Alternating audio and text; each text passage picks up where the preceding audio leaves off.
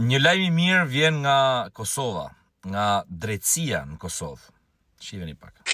Të akuzuarin Naj Kurseli dhe Granit Flova ju shqipton dënim me burkim përjetshëm.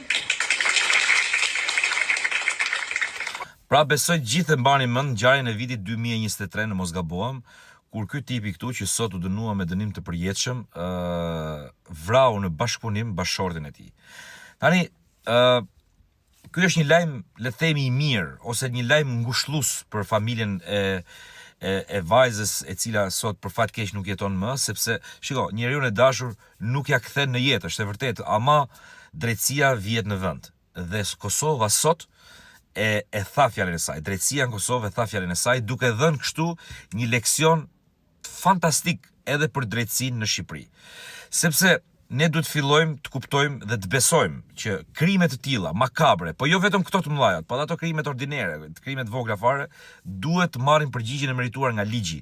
Pra, ne në Shqipëri e kemi pak me pikpyetje drejtësinë, sepse këtu ligjin e bën maliqi, ligji shkel një sy kur bëhet fjalë për djalin e filanit, për vllajin e filanit, për atë që ka lekë kështu me radhë.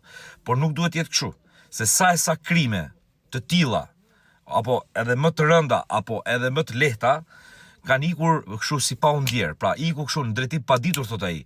Nuk kemi prova, thot ai tjetri, dhe lirohet mas 6 muajve, mbas një viti e kështu me radhë. Ama Kosova sot dha një shembull fantastik për drejtësinë edhe në Shqipëri, duke dhënë verdiktin për një krim të tillë, duke dënuar me burgim të përjetshëm. Dhe ne duhet të fillojmë besojmë. Shqiptarët në përgjithësi duhet të fillojnë të besojnë që drejtësia është një nga shtyllat kryesore të ndërtimit të një shteti.